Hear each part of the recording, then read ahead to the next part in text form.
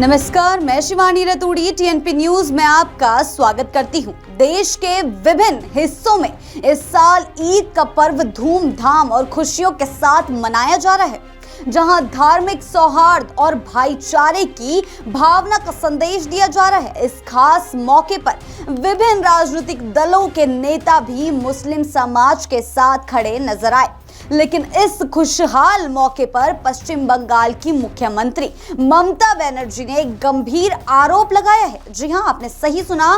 कोलकाता में ईद की नमाज के दौरान ममता बनर्जी ने कहा कि बंगाल में दंगे भड़काने की साजिशें की जा रही है और लोगों से अपील की कि वे इन उकसावों में ना फंसे। जी हां, उन्होंने स्पष्ट रूप से कहा है कि बंगाल सरकार हमेशा अल्पसंख्यक समाज के साथ खड़ी रही है और कोई भी राज्य में तनाव पैदा नहीं कर सकता। ममता ने आगे कहा कि बंगाल में शांति और सौहार्द बनाए रखना सरकार की प्राथमिकता है और किसी को भी अराजकता फैलाने का अधिकार नहीं दिया जाएगा। जी हां, ममता ने इस दौरान अपने धर्मनिरपेक्ष दृष्टिकोण को दोहराया और कहा है कि वह नवरात्रि के मौके पर भी सभी को शुभकामनाएं देती हैं। जी हां, उन्होंने यह भी कहा है कि आम लोग कभी भी अराजकता नहीं फैलाते, बल्कि राजनीतिक दल ही इस तरह की घटनाओं को उकसाते हैं। ममता ने अपने भाषण में कहा,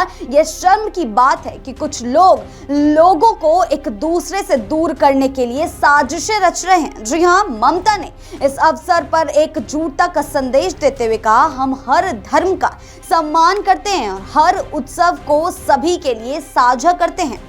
मुख्यमंत्री ने यह भी बताया कि वे ईद के लिए लंदन से जल्दी लौट आई और शांति, सौहार्द और सहिष्णुता का संदेश देने के लिए कोलकाता में उपस्थित हुई हैं। उन्होंने अपने बयान में यह भी कहा है कि कुछ राजनीतिक दल बंगाल में दंगे भड़काने की कोशिश कर रहे हैं और वह इन साजिशों का विरोध करेंगे। जी हां, ममता ने बीजेपी पर निशाना साधते हुए कहा है कि वे विभाजन की राजनीति करते हैं और यह पार्टी धर्म के नाम पर सौदा करती है। जी हां, उन्होंने यह भी कहा है, मुझे जो कहना है मैं कहूंगी, जितना चाहे गाली दे दो, लेकिन मैं अपनी विचारधारा से पीछे नहीं हटूंगी। जी हां, ममता का कहना था कि वे हमेशा अल्पसंख्यकों के पक्ष में खड़ी रहेंगी और किसी भी स्थिति में शांति और सुरक्षा की सुनिश्चितता के लिए हर कदम उठाएंगी। जी हां, तृणमूल कांग्रेस के सांसद अभिषेक बैनर्जी ने भी इस दौरान कहा कि बंगाल को अशांत करने की साजिशें कुछ दिनों से बढ़ी हैं। उनका कहना था कि अगर बंगाल में लोग एकजुट नहीं होते तो देश में इनका एक नायक तंत्र होता। उन्होंने बीजेपी पर हमला करते हुए कहा है कि पार्टी का उद्देश्य सिर्फ लोगों को बांटना है और अब समय आ गया है कि इसे रोका जाए। अभिषेक ने कहा, हिंदू मुसलमान के झगड़े की बात करने वाले लोग अगर अपनी आंखों से सच देखेंगे तो पाएंगे कि हिंदुस्तान को खतरा है, ना कि कोई विशेष समुदाय को।